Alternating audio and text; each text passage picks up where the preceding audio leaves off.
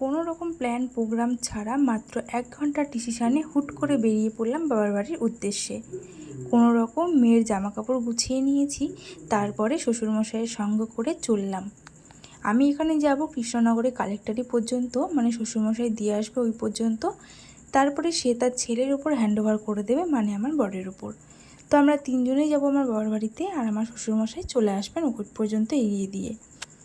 দেখো রাস্তাঘাট পেরিয়ে চলে এসলাম কালেক্টরি পর্যন্ত। মেয়ে কিন্তু ঘুমিয়েছিল, তারপরে যে কালেক্টরিতে এসেছি তখন কিন্তু ঘুম থেকে উঠে পড়েছে। তারপরে দাদুর কোলে দাঁড়িয়েছিল আর চারিদিকের পরিবেশ দেখছিল।